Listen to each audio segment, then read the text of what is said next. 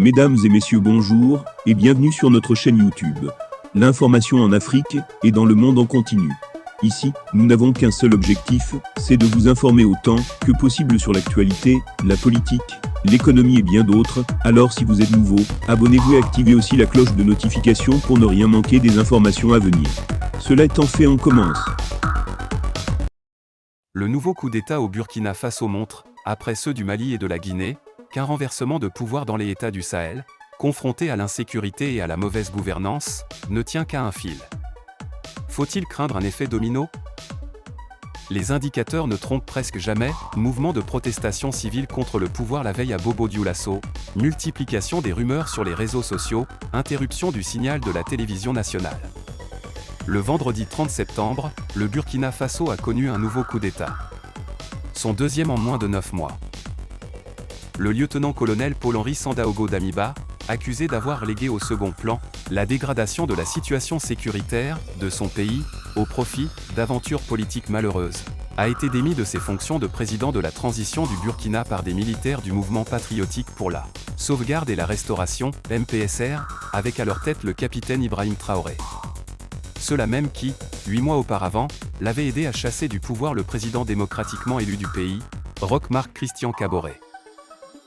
De même que le Burkina, le Mali a connu en moins d'un an 2 coups d'État et la Guinée-Conakry a rallongé son nombre en la matière à 3 le 5 septembre 2021. Selon une étude menée sur la période 2011-2021 par les chercheurs américains Jonathan Powell et Clayton Tinn, 214 coups d'État ont eu lieu en Afrique depuis la fin des années 1950, dont 106 réussis. Le continent devance au classement l'Amérique latine, 146, 70 réussis, et l'Asie de l'Est, 49, 27 réussis.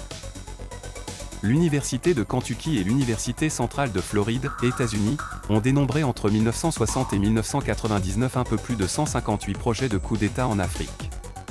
82 ont réussi et 76 ont échoué. À partir des années 2000, cette tendance a fortement changé.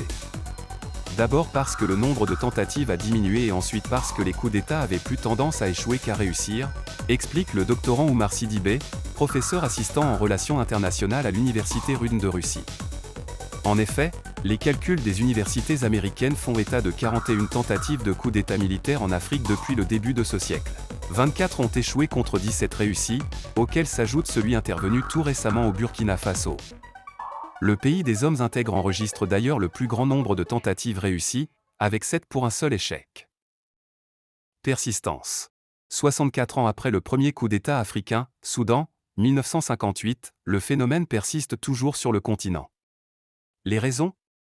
Pour la chercheuse Ornella Modran, il est lié à la culture politique des pays africains, qui n'ont pas pleinement intégré les valeurs démocratiques. Ceci est dû, selon elle, à la prégnance de problématiques de gouvernance importantes, telles que la corruption, le népotisme et la culture de l'impunité, qui n'ont pas permis aux institutions